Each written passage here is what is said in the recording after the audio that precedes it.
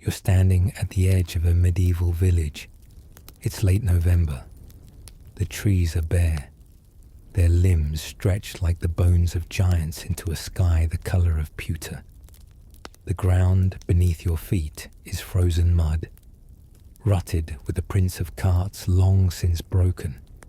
Every breath leaves your mouth in a pale plume and vanishes into the wind. Somewhere behind you, a raven calls once, then silence. Ahead, a crooked fence.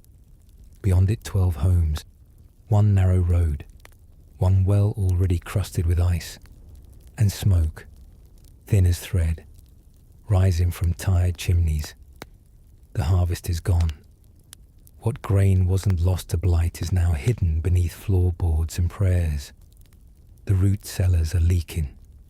The pigs have been slaughtered, and the first frost has already taken 3 children. Their names are not spoken aloud. No one speaks much at all anymore. Tonight, I'll take you inside this world, slowly, through smoke-stained shutters, under thatch sagging with snow, into homes where the fire burns not for comfort, but for survival, where every cough carries fear and hunger is not just a feeling, but a neighbor who always stays too long. So before we begin this slow descent into the frozen dark, tap that like button if your blanket is wrapped tight. Subscribe if the wind's howling outside your own window. And tell me in the comments, what time is it? And where in the world are you listening from right now? I want to know who's surviving this long winter with me. Because it will be long. It always is. And most of you won't make it. So, draw your cloak tighter. Pull your hands beneath the wool. Take one last breath of warmth. The snow is falling. The firewood is running out. And the first death is only a night away. Let's begin. You arrive in late autumn. The sun is already setting earlier than it should. Its light falls long and gold across the naked trees, casting slanted shadows over the stubbled fields. You hear nothing at first, just the hush of the dying wind and your own boots crunching frost-hardened mud. Then, far ahead, the slow clank of a blacksmith's hammer, echoing like a heartbeat through the valley. The village is small, no more than 40 souls, they told you. One road, muddy and rutted. A dozen crooked homes sagging on either side, their timber frames warped by years of rain and snow. Moss clings to the bases of the walls, and the daub between the beams has cracked in places, revealing the straw and wattle beneath. Above, the thatch roofs hang low, dripping from recent rain. Some are patched with turf, others with scraps of cloth or nailed-down hides. All of them smell of rot. You pass under the skeletal arch of a wooden gate, where an old iron bell hangs silent and green with age. A crow watches from its perch atop it. No one greets you. A dog barks from somewhere behind the houses. Then silence again. One road, one well, already beginning to crust over with thin, crackling ice each morning. One church, its stone face blackened with soot, its bell long since broken. And one tavern. Though don't get your hopes up. They don't serve ale after harvest. Your footsteps slow as you take in the scent of the place. A pungent cocktail of wood smoke, manure, wet straw, and turnip stew drifting from half-sealed shutters. There's no fresh bread, no roasted meats, just the grim, clinging aroma of necessity. Welcome home. Inside each house is a hearth, the center of every life. It doesn't offer comfort, it offers survival. The fire burns low, but constant, always fed, always watched. Even a moment of neglect could mean death. A single ember falling on dry straw. A sudden wind sucking the warmth from a home already on the edge. Firewood is precious, hoarded like gold, and it always runs out faster than you think. You pass a pile of it outside one home. Not a pile, really. A stack barely 2 feet high, ragged and damp. Already they're burning soft wood and damp branches, coughing in the smoke. No one speaks of it, but every man knows how many nights he can last. Children move in pairs, small, underfed things, wrapped in cloaks too big for them, some with bare feet tucked under folds of wool. You watch one carry a bucket half his height, dragging it behind him toward the well. Another trails behind, clutching a wooden doll with one arm and a crust of bread in the other. You sleep on straw here. Straw dark with age, changed only when spring comes, if it comes. There's no linen, no mattress, just a pile of flattened stems and mouse droppings in the corner of a smoke-blackened room. You share it with your siblings and lice. You'll scratch in your sleep and wake with scabs behind your ears. That's normal. So is waking to someone else's breath in your face, someone else's cold toes tucked into your stomach. The walls of the house don't keep the cold out. Not really. They only slow it. On windy nights, the cold seeps in through the cracks, whispering across the floor like a ghost. The wind is always speaking here, through the keyholes, under the door, across the rafters. Sometimes the whispers sound like voices.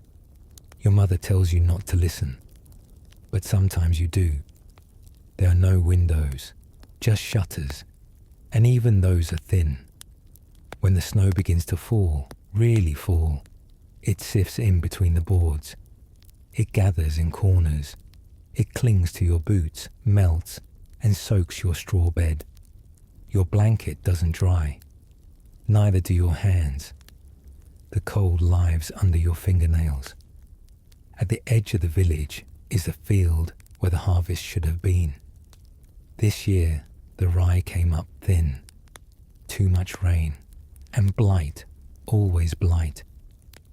The heads of the grain blackened like teeth.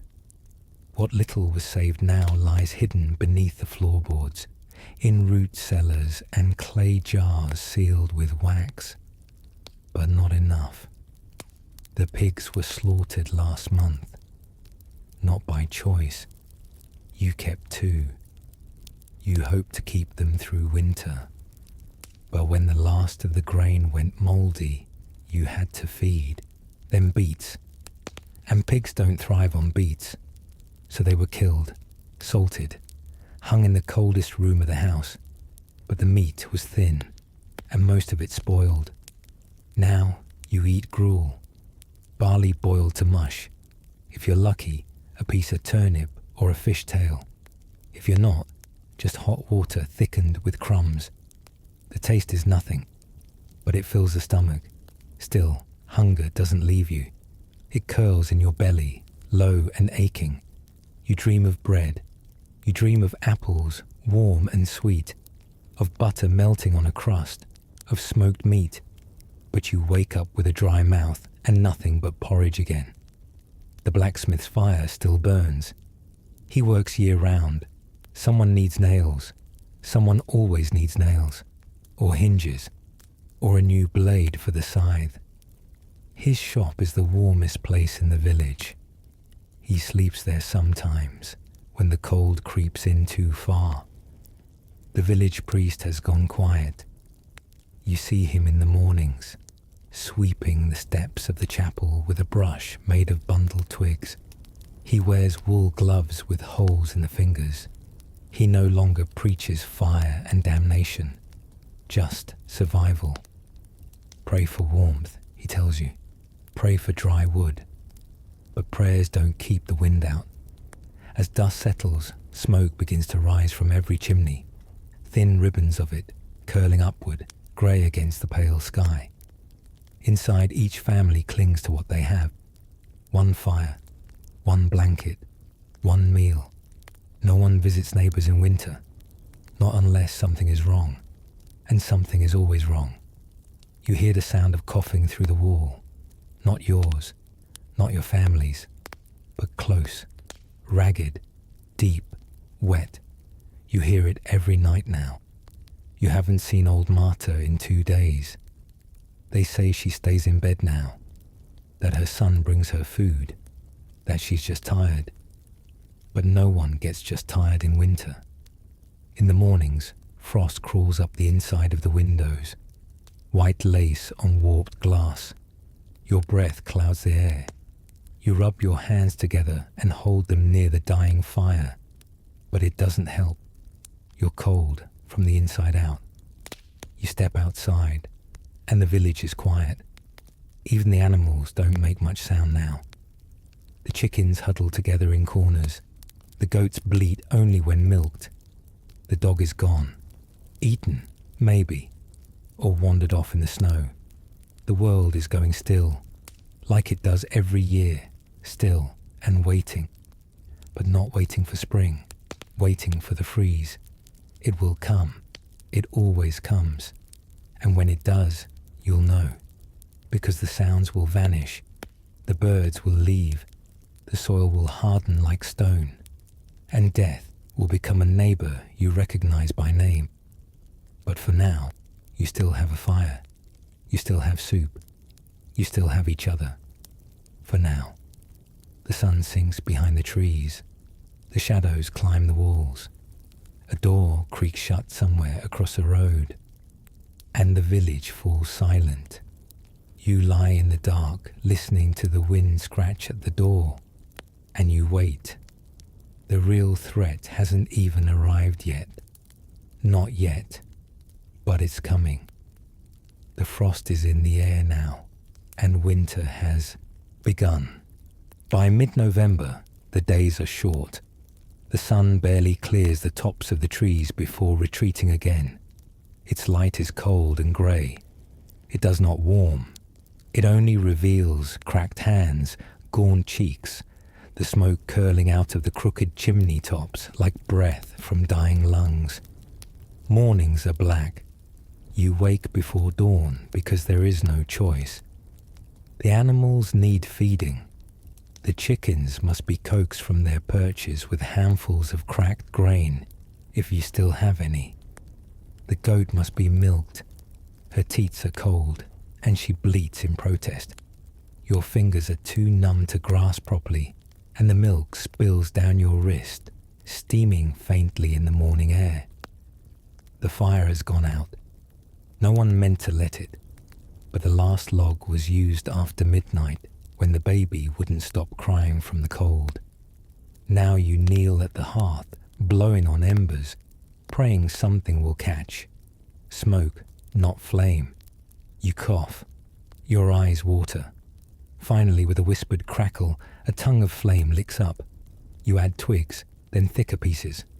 Not too many. Just enough to boil water. Barley porridge. Again, it sticks to the pot. Always does.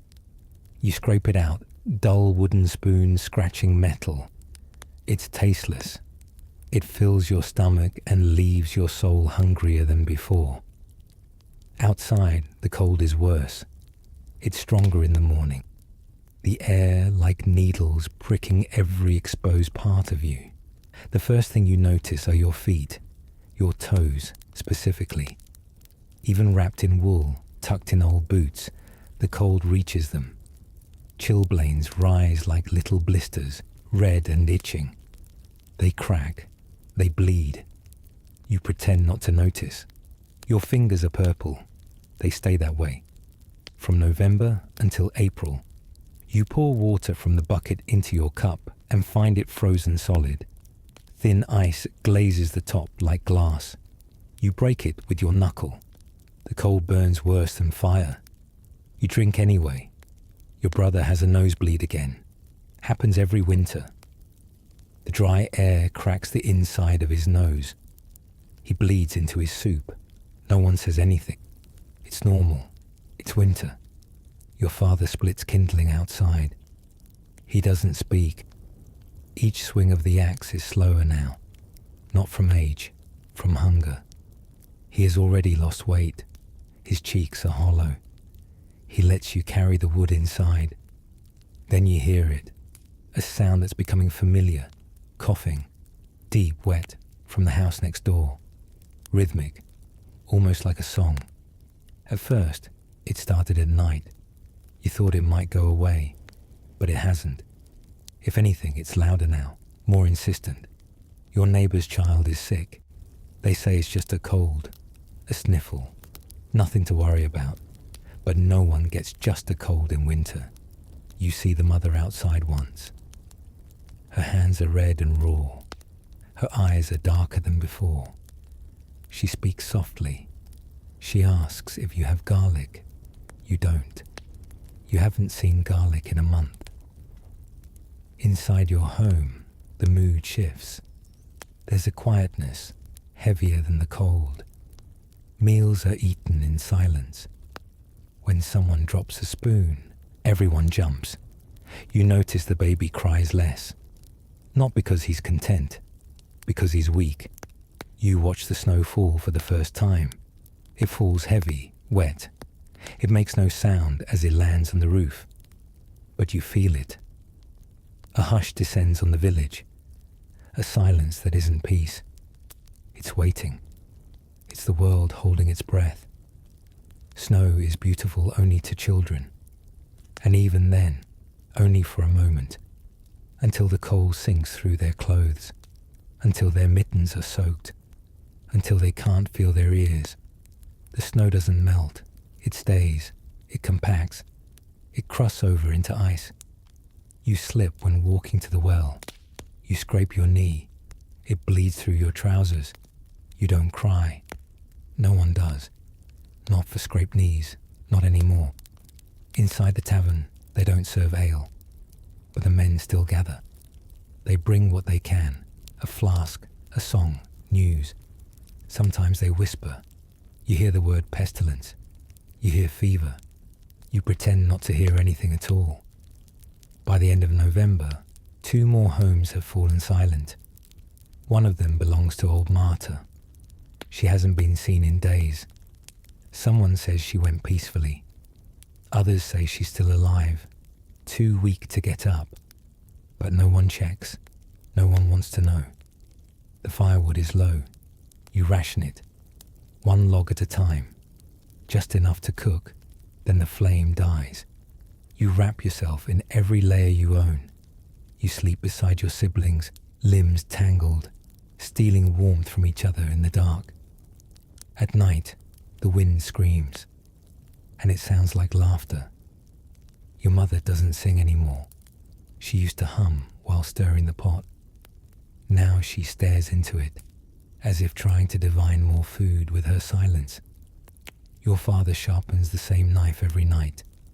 He says it's for safety, but there's nothing left to protect. One night, a knock comes at your door. Everyone freezes. No one speaks. Your father stands but doesn't open it. After a while, the knock stops. You don't talk about it. Your sister begins biting her nails again. She hides it, but you notice the blood. The goat's milk is thinner now, watery, almost nothing. The chickens barely move. They're conserving energy, like the rest of you. You try to read a prayer from the torn page nailed beside the hearth, but your eyes blur halfway through. You don't finish. Your cousin next door is missing 3 fingers. Frostbite. He won't let anyone look. The days are measured in chores.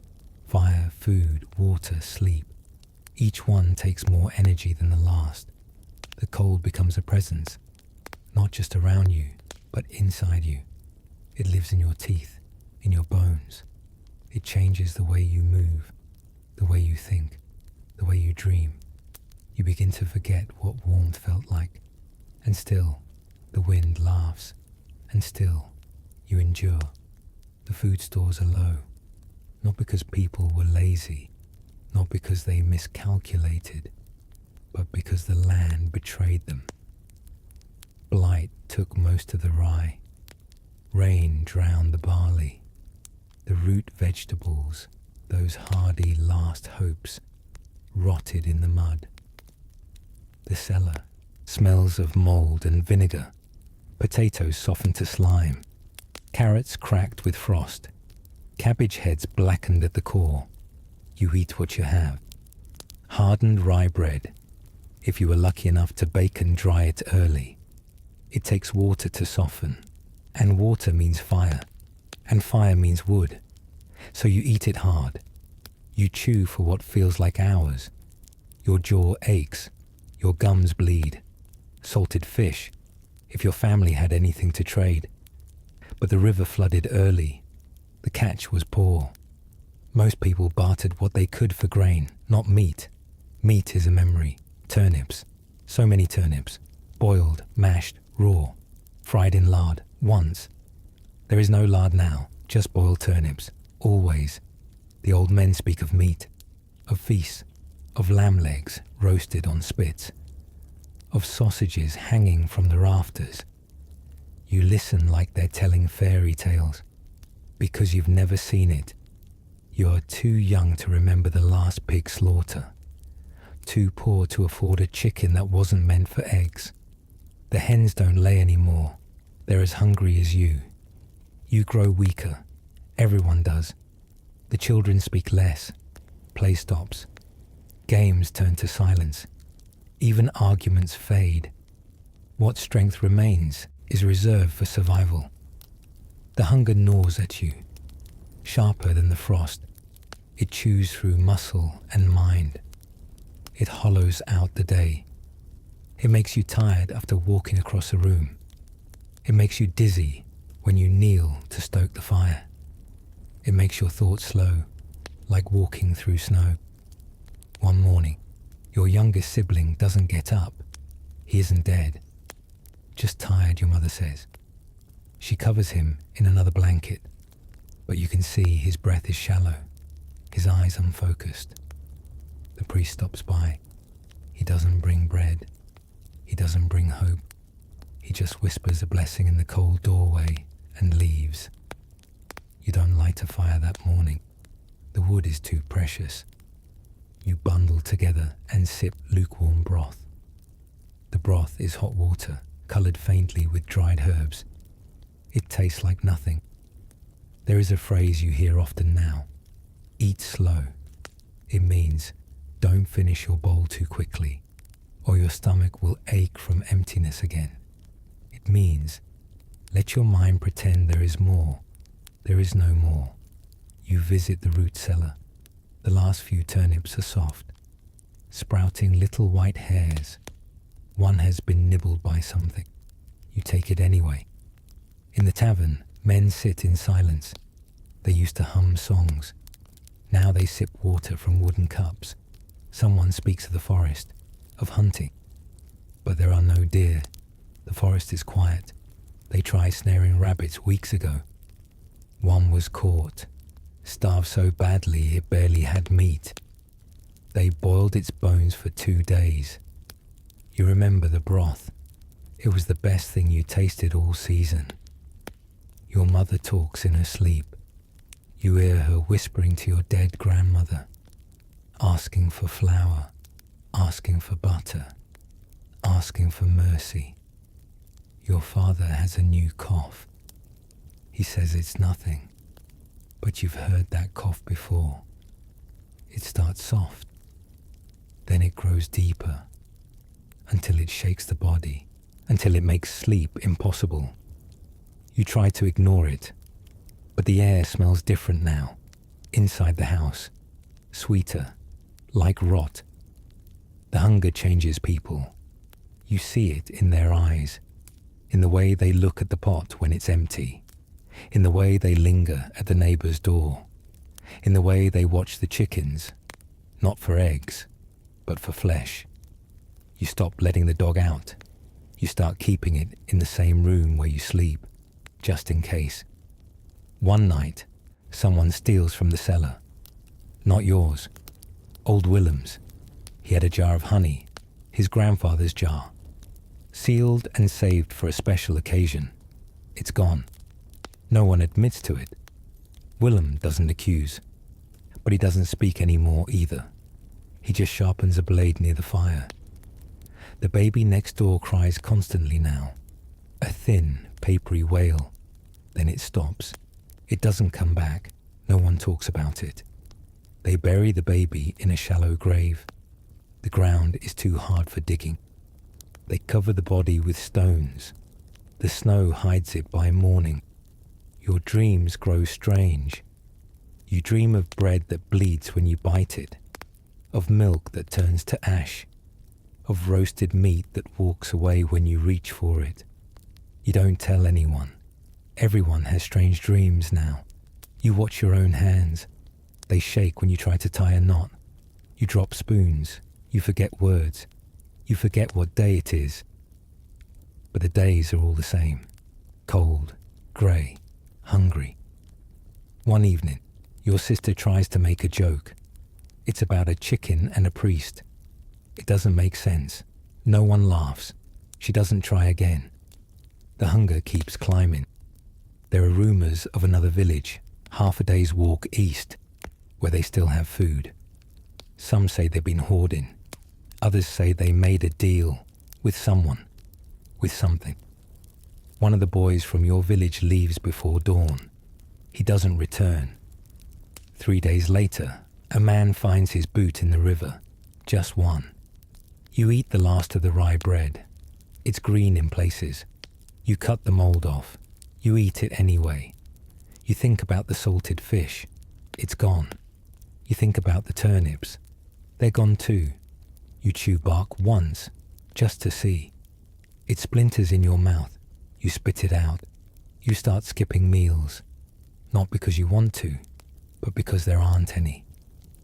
You hear your mother whisper, "Let the children eat first." You pretend you didn't. The firewood is gone. You burn furniture now. Chair legs, a stool, part of a ladder. You pull up the floorboards, the ones near the door. You burn them. The cold creeps in faster now. You bundle in blankets that smell of old sweat and smoke. You wrap your feet in rags. You lie still to conserve heat, but still you shiver, and the hunger digs deeper. You stop feeling your toes, then your fingers, then your hope. Your father loses count of the days. You mark them in the dirt with a stick, but you lose track too. Eventually, you stop caring. The priest stops coming. The tavern door remains shut. A girl down the road hasn't been seen in over a week. Her house is quiet. No one knocks. You find a cracked bowl behind the hearth. You scrape at the inside with a splinter of wood. You find a crust of something. You eat it. It tastes like dust and memory. You think about your own body, how it would feel to be warm again, how it would feel to be full. You think about meat. You hate yourself for it. You wonder if the dog is still breathing. You don't check. And winter is not even at its worst yet. Snow comes heavy in December. The first few flurries are met with silence. No delight. No dancing in the streets. Just the dull realization that what is falling will not leave again for many months. It falls in thick, wet curtains, muting the world. The air grows muffled, sounds dulled under the pressing weight of winter's blanket. Even voices seem quieter, as if people speak softer to not disturb the snow itself. You watch it gather on rooftops, on fences, on the backs of animals who are too cold or tired to shake it off. You watch it gather on your boots when you stand still. You watch it creep into corners, into crevices in the walls, into the folds of your coat. Your thatch roof sags under the weight. You learn quickly. Snow must be swept, not once, not daily, hourly if the storm persists. You climb up with a broom, gloves stiff with ice, fingers going numb. You sweep slowly, gently, afraid of snapping a beam. The thatch is soaked through. One wrong move, and water will pour through the ceiling, straight into the bedding. You see it happen next door. A sag gives way. The roof buckles. The old woman inside is unhurt, but her bedding is soaked. And that is almost worse. Wet blankets don't dry in December. Not unless you burn an entire day's worth of wood. She will sleep damp until spring, if she lasts that long. Sometimes snow comes in through the walls. It snakes in. Little trails are white against the earthen floor. You try to block it with straw, with cloth, with whatever you can find. It never works. By morning, there's frost on your boots, on the inside of the door. The shutters are frozen shut. You knock them loose with your fist. The wood splinters. Your mother cries when the latch breaks, not loudly, just a soft gasp. That latch was old, irreplaceable. Your father says he'll fix it, but you know he won't. His hands shake too much now. Then, someone dies. Is not announced. There are no screams, no sudden collapse, just silence. A bed that stays occupied too long. A breath that doesn't rise with the dawn. You hear the wailing. It always comes in the morning. Quietly at first, then louder. The kind of sound that doesn't echo. It sinks. It spreads. It curls around the houses like smoke. No burial until spring. The ground is frozen solid. Picks bounce off it like stone. So the body is wrapped, carefully, lovingly, in linens, then wool, then hides, placed in the shed at the edge of the village, the one used to store grain in better years. This year, there is no grain. So, the shed holds something else. By now, there are 3 bodies in there. The first one froze so hard, they had to break the fingers to fold the arms. You try not to think about it, but your brother is coughing now too. At first, it's light, dry, barely noticeable. He covers his mouth, says there's nothing. You pretend to believe him, but you know the sound. You've heard it before. The wetness will come next, then the rattling, then the fever. He sleeps more, eats less. His eyes look strange, bright, like glass. You give him your share of the broth. You don't tell anyone. He thanks you without speaking. The wind is sharper in December. It doesn't howl, it screams. It whistles through the smallest cracks, under the door, around the chimney, past the stones in the hearth. At night, it rises like a voice outside your window. Your sister says it speaks her name. You tell her she's dreaming, but you've heard it too. Sometimes the wind carries sounds that aren't real, or maybe they are. You hear knocking far away, like a door closing, or someone calling out for help. You lie still and listen, holding your breath until the sound fades. The days are darker. The sun rises late and never climbs. The sky is the color of iron. The light is thin. It falls flat across the snow, blinding and lifeless. Shadows vanish. Everything is pale and white and blue. Your feet are always wet now. You try to keep them dry. You stuff straw into your boots. You change the wrappings. But snow finds a way. It melts from your body heat. It freezes again when you stop moving. You stop feeling your toes. Your fingers go next. The skin cracks, bleeds. Your nails turn purple. Your thumb swells. Then the tip turns black. You hide it under a mitten. You don't want to know. The chickens are dead. You woke to silence. No clucking. No movement. Just stillness in the coop. You found them stiff, curled in the straw like they tried to sleep through it. Their eyes were open. Your father buried them in the snow. Said they were no good to eat. Not frozen like that. Said the meat would sour in your belly. You didn't argue, but you watched him weep when he thought no one could see. Inside, the fire burns low. The wood pile is gone. What remains are scraps, broken furniture, old tools, planks from the barn wall. You burned your brother's cradle last week. He hasn't been a baby for years, but your mother cried when it caught. No one speaks of the barn. It's half collapsed, too dangerous to enter. The snow brought it down after the last storm. The goats were inside. You don't know if they died quickly. You don't ask. The snow gets heavier. It presses down on everything. Roofs, thoughts, breath. You sleep longer, but it doesn't help.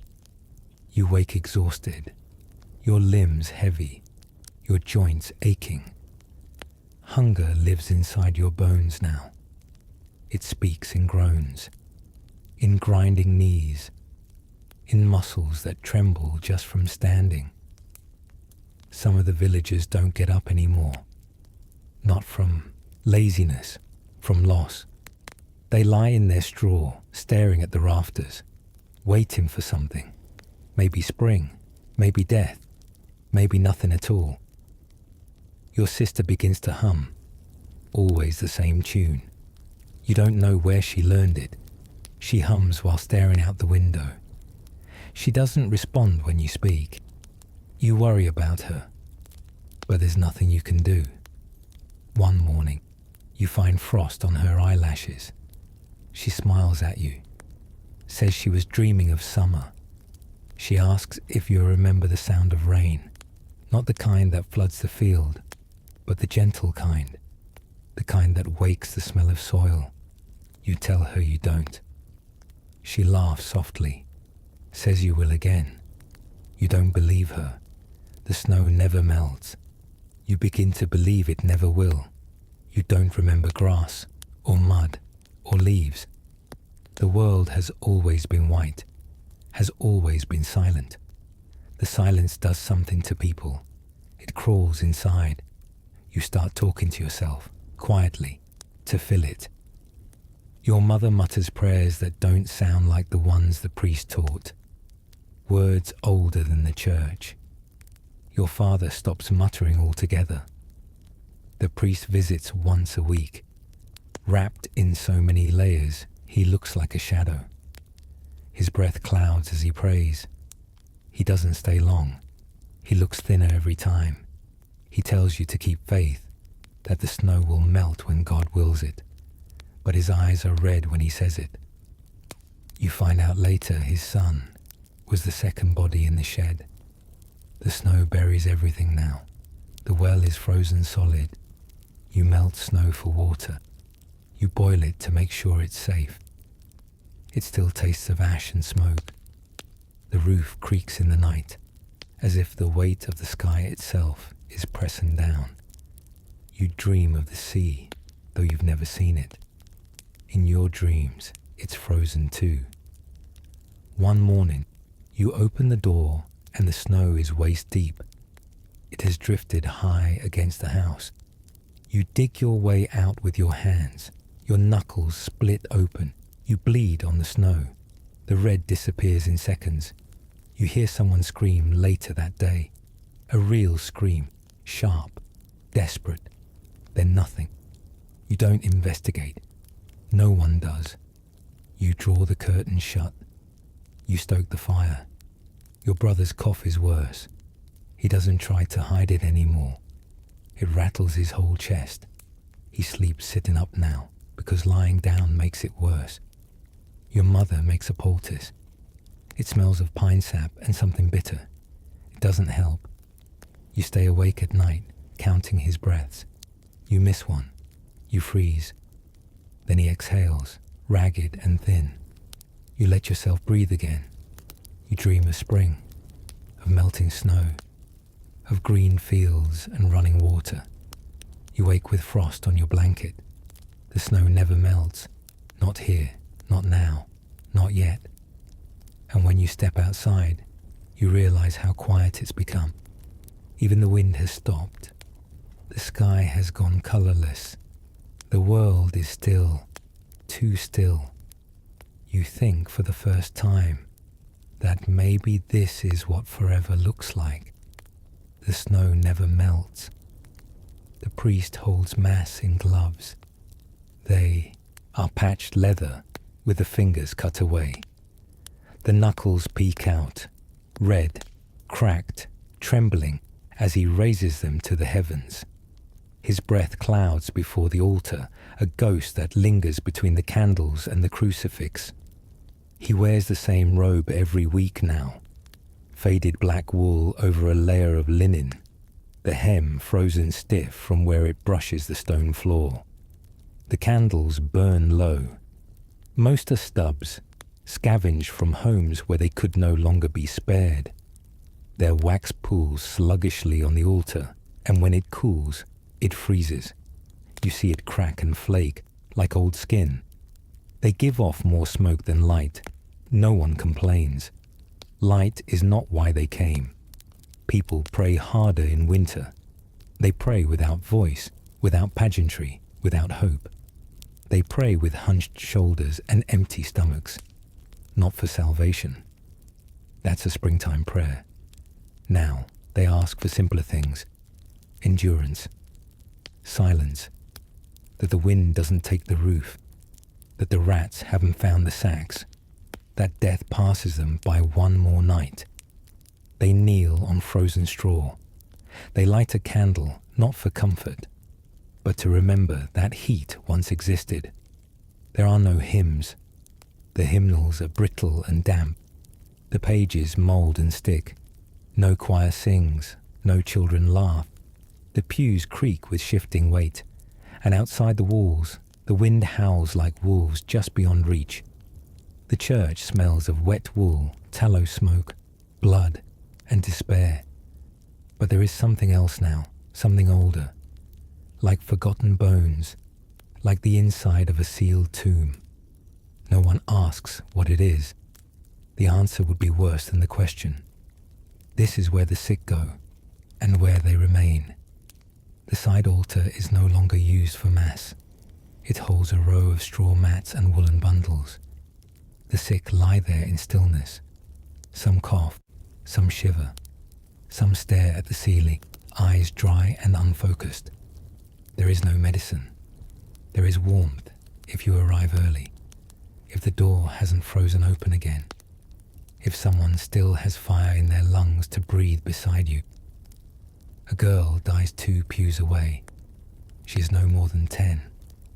Her mother rocks her body like it will wake again. The priest does not interrupt. He lets her grieve in silence. They will wrap the girl in cloth before nightfall. That's all anyone can do. The church door is always open, not from kindness, but because the frame has warped.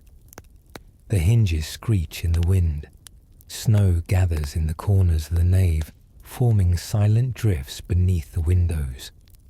You step around them when you enter. You avoid the church when you can, not because of disbelief, but because you know what waits within. It is not warmth. It is not God. It is sorrow, tightly bound. It is waiting, the kind that stretches on forever like the cold. But now you must go. Your brother is too sick. His breathing is worse, shallow and wrong. His lips are pale. He's not speaking, only looking. You lift him. His body is almost weightless now, just cloth and bones. The road to the church is silent. Your boots crunch. Your breath miss. You think you hear voices in the wind, but they vanish when you turn. Inside, the priest is kneeling, not praying, scrubbing, a dark stain on the flagstone floor. He does not stop when you enter. He only nods. You lay your brother beside the others. Someone shifts to make room. A cough echoes through the rafters. The priest rises, wipes his hands on a cloth, and kneels at your brother's side. His breath fogs on the boy's forehead. He lights a candle. You return home. Your sister doesn't ask where he is. She already knows. That night, the pot is empty. The fire is dim. You sit in silence. Even the humming has stopped. You listen for the bell. It does not ring. Not yet. In the morning, you wake to frost on the inside of the walls. Your mother doesn't speak. Your father stares into the fire. You leave without a word. The church is colder today. You find your brother's mat empty. You don't ask. You already know. The priest gives you bread, hard as stone. He breaks it with a chisel. You eat it anyway. Someone rings the bell, just once. No one looks up. The bell used to mean morning. Now it means count. Another gone. Another name for the leather-bound book. Another soul wrapped in linen and placed with the others. The shed behind the church is full now. They stack them with care. Cross the arms. Close the eyes. The priest speaks the names aloud, sometimes wrongly, sometimes not at all. One girl was never named, just the weaver's daughter. You wonder if anyone remembers what she looked like. The wind is worse inside the church than outside. It sneaks in through cracks in the stone. It pulls at your clothes, at your prayers. It sounds like breath, like voices too low to understand. Some say they hear their loved ones in that wind. Others don't speak of it at all. The altar cloth has grown stiff with soot. The crucifix leans slightly. The candles flicker but never fall.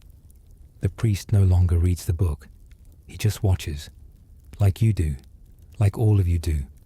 You sit in silence for hours. You do not remember when Mass begins. You do not remember when it ends. The old men call it the waiting place now. Not a sanctuary, not a church, just the place where the living wait to die. And yet, each night, the priest lights a candle. Each night, he rings the bell. Each night, someone comes. You wonder if that's enough. One night, you dream of the church burning. Not in terror, but warmth. A blaze of gold and red. People smiling, singing, laughing. You don't want to wake, but you do. And the church is still there. Still cold, still dark, still full, but standing. It always stands, even as everything else begins to fall, even as the names fade, even as the hunger grows louder than the prayers, even as you forget what spring smells like. You carry the next sick one there, and you light the next candle. And the bell waits. It always waits. February is the cruelest month. The poets had it wrong. April is rebirth, wet and green. February is starvation's grin. It's the deepest, darkest bite of the year. The pit that opens just before the thaw. The snow is still deep, crusted over from weeks of melt and freeze. A false crust. You step on it and sink. It claws at your ankles. The food is gone. Not low, not rationed. Gone. The salted meat spoiled weeks ago. No one opened the barrels until it was too late. The brine had gone weak. Mold bloomed on the fat. You scraped it. You tried, but the stench told you the truth. The grain is alive now, but not with life you need. Weevils writhe between the kernels, tiny pale worms. You try to sift them out, but the grain is so riddled they fall like snow through your fingers. The last time your mother baked with it, you didn't tell her what you saw. You just chewed, swallowed, cried quietly later. The sun returns. It rises higher. It burns golden on the snowbanks. But it is a lie. It doesn't warm. It glitters, it blinds, but it does not save. It tricks you into hope. And hope now is cruelty. Your mother boils leather for soup, not even whole strips, scraps, bootlaces, bits of an old belt. She cuts them thin, scrapes them with a dull knife, drops them into water with a pinch of stale salt. She says it smells good. She lies. You chew. You don't swallow much. But your stomach is satisfied just to move. Your neighbor eats his dog. He didn't tell anyone. But the barking stopped, and the smoke from his chimney smelled different. The next day, he looked stronger. A little. You didn't ask. No one does anymore. Questions are dangerous now. Questions make people look at you, and everyone is afraid to look too long. The babies cry less. That is not a blessing. That is not peace. It is weakness. The last cries come soft, dry, no tears, just a croak. Then silence. The silence lasts forever. One mother sits outside with her arms wrapped around nothing. She hums a lullaby. No one asks where the child went. Your father gnaws bark. He says it's from an old tree that used to make tea. He boils it, chews the strips. His teeth are cracked now. You see blood in the snow where he spits. He doesn't feel it anymore. The leather boots you wore have holes. Your toes are black. You haven't looked closely. You don't want to count. Your sister eats wax from a candle. She found it in the church. It wasn't lit. She broke it and chewed it like sugar. You didn't stop her. You asked for half. The priest no longer speaks at all. He opens the door to the church. He rings the bell. Once, slowly, then sits inside with his back to the altar. Some say he hasn't slept. Some say he's dead inside already. A man tried to leave the village. He packed a bag and left before dawn.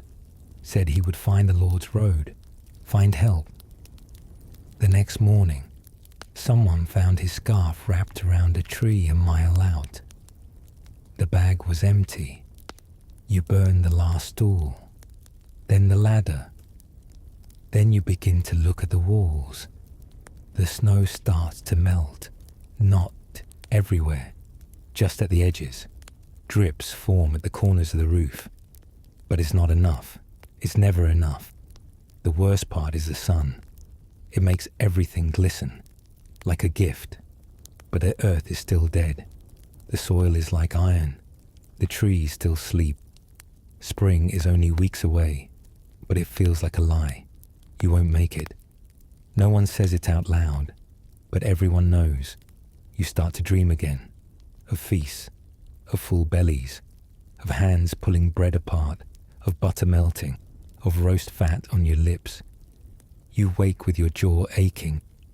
Sometimes you've bitten your own tongue. Your mouth bleeds. There is nothing to clean it with. You carry water in your hands now. The bucket cracked. You cup your palms and shuffle back inside. Most of it spills. You don't go back. Your mother sleeps longer now. She doesn't cook anymore.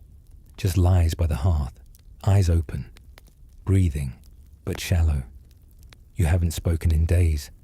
There's nothing to say. The wind no longer howls. It whispers. You swear it says your name. Your sister no longer sings. She sits with the doll she made from rags, rocking it. She doesn't notice when you enter the room. You lie down beside her. You listen. You feel your heart beating, but it feels far away, like it belongs to someone else. A boy knocks on the door one night. He's from the far end of the village. He holds a bone. Says it came from a deer. You don't ask where. You boil it. For hours. You drink the broth. It's thin, greasy. The best thing you've tasted in weeks. The sun shines longer the next day. But it means nothing, because the rats have returned. You hear them in the night. Scratching. Not at the grain sack. There's nothing left there. But in the wall, near the hearth, near the straw where you sleep. You don't chase them. You listen, and you wait. But there is one more kind of hunger now. A quieter kind. Not for bread, not for broth, for an ending. You don't fear death anymore. You resent its slowness. You begin to wonder, what will it feel like? Not dying, but not having to try anymore. Not having to open your eyes. Not having to scrape snow off your boots or chew frozen bark or lie to your sister about tomorrow. You watch your breath curl upward in the dark and imagine the last one. Soft, easy, warm. The cruelest joke isn't starvation. It's almost surviving. Because sometimes, Just sometimes, the air smells different. You notice it one morning when the sun hits the snow just right, and the wind carries something that isn't rot or ash or blood. It smells like water, like wet dirt. You know that smell. You knew it in another life. It's the smell of thaw. You sit up. You breathe it in. You almost cry. But then you hear coughing. It's your father now. It's deep. That same death rattle you heard in the others. He doesn't look at you. His eyes are full of some distant fire. Maybe memory. Maybe nothing. You wrap him in the last blanket. It's damp. You stay by his side all night. When the bell rings the next morning, you don't move. You just listen. Someone else will carry him. You can't. You have to carry yourself. And that's harder than ever. Your sister no longer rocks the doll. She lays it gently in the corner and tells you it's gone to sleep. She hasn't blinked in an hour. You boil snow. You eat the last bark shavings. You gnaw the edges of the wooden spoon. You suck on a pebble just to feel your mouth full. Then, one afternoon, you hear dripping. Real dripping from the roof. It echoes.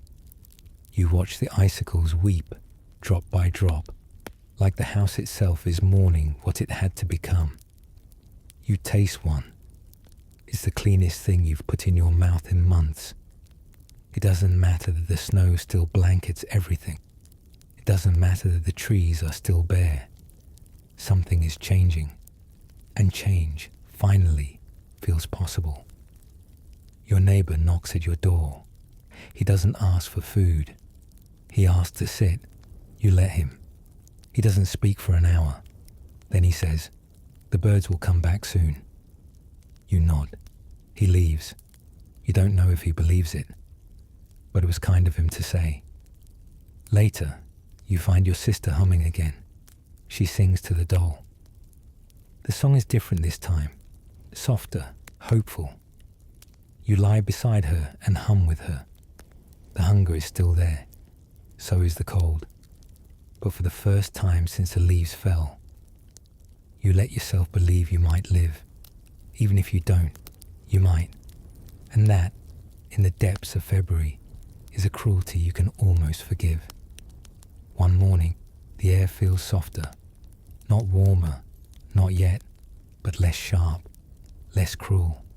The breath that leaves your mouth no longer stings on the way out. You inhale, and it doesn't burn your throat like it used to. It just feels cold, not fatal. The icicles drip, slow, reluctant, but they drip. Tiny crystal daggers crying for winter's end. You listen to each drop fall from the eaves. It is the only sound. A bird chirps, just once. You think, maybe it's over. You shift in your bed of straw. The motion takes effort, more than it should. Your body is so light now, yet every movement feels like lifting iron. You hear your joints crack. You feel the weight of the blanket like it's made of stone. You try to sit up. You can't. You fall back. The air from your lungs whistles softly. The cough has reached you now. You knew it would. It made its way through every house, through every family. It knocked gently, then barged in. Your brother had it, then your father, then the baby next door. Now it lives in your chest, nested deep. Your breath rattles. You haven't eaten in days. You aren't even hungry anymore. Hunger left a while ago. What's inside now isn't need. It's emptiness. A hollow space where your body used to scream. Now it only whispers. The firewood is gone. Not just your pile. The neighbors. The entire village. Nothing burns anymore. The hearth is black. Cold. You reached for splinters yesterday. Broke up the broom. But it gave nothing. Just smoke. You curl into your straw bed. Your blanket is damp from your breath, from the leak in the roof.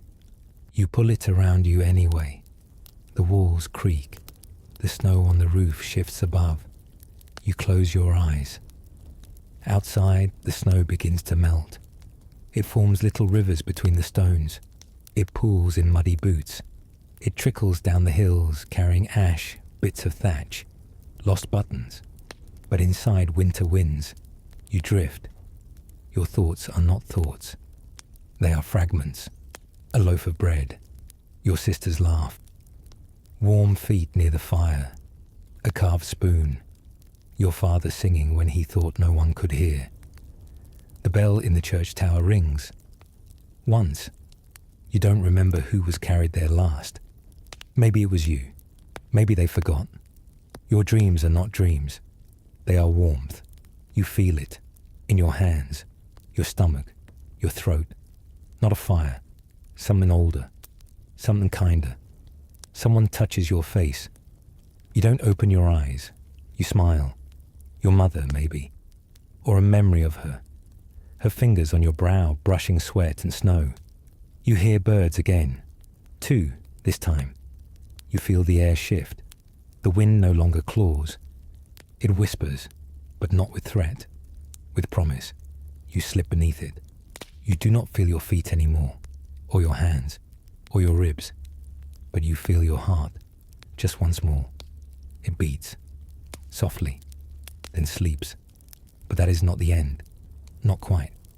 Because death is not loud in the village. It is not a scream or a gasp. It is a silence so complete it makes the ears ring. And in the quiet that follows your final breath, the world begins to move again. A day passes. Then 2. Your sister still hums to the doll, though she doesn't know why. Her lips are cracked. Her hair hangs in frozen strands around her face. But she places the doll in your arms. She covers your body with a blanket. The priest finds you on the 3rd day. His back is bent. His hands are blistered from carrying the bodies. He lights a candle before he lifts you. He doesn't weep. He closes your eyes with fingers that still tremble. He speaks your name. It is not your whole name, just the one your mother whispered, the one you heard when bread was warm and the fire was kind. He writes it in the ledger, then carries you to the shed. The others are there, the silent, the still. But soon, even the shed will thaw, and when it does, there will be digging. Stones will be lifted, graves carved into the earth softening at last. For now, you sleep. And outside, something stirs. A sprout pushes up near the steps of the church. It is green. Unbelievably so. 2 children find it and stare. One touches it, then pulls back, afraid it will vanish. It does not. The sky opens a little more each morning. The snow retreats like a beast finally sated. Chickens begin to cluck again. The blacksmith pulls the shutters open. The priest takes down the bell rope and oils it. No one speaks of how many were lost, but they all know. And when the first planting day comes, they gather in the fields, thin, quiet, uncertain. They rake the earth with hands still bandaged. They drop the seeds like prayers. Someone asks if spring will forgive them. No one answers. But the thaw does not stop. One day, someone finds your wooden spoon. It had fallen near the hearth. The handle is scorched, but they keep it. They use it to stir the first broth of spring. A child finds your name carved in the beam above the bed.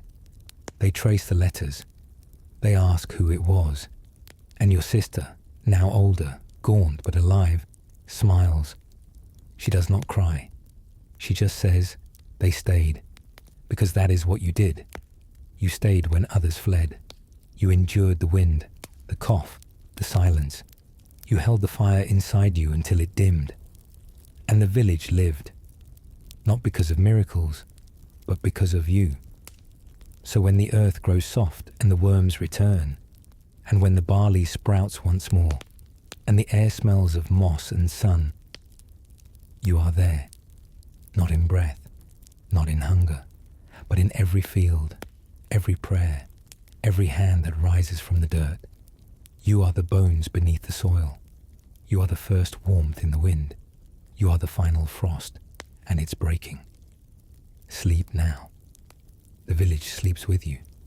The fire burns low in every hearth. Shadows settle across the rafters. The last breath of smoke curls up into the night and is gone. No footsteps, no voices. Only straw rustling under slow, quiet breath. Only the sound of a world holding still. You've walked through cold halls. You've shared your last crust. You've counted every log, every cough, every heartbeat. And still, you remained quiet, small, brave in a way no one saw. You were the warmth someone leaned against. And if you made it this far, if your eyes are heavy now, if your breath has slowed, leave a mark. Comment, I survived the freeze, because you did. Not all did, but you stayed. And when the thaw comes, they'll say your name. Not loudly, but softly, in kitchens, around fires, in fields newly green. For now, let your hands grow warm again. Let your breath deepen. Let the frost at the edges of your thoughts melt into quiet. You're safe now. The snow has stopped. The wind is tired. And you are home. Dream warm. Good night.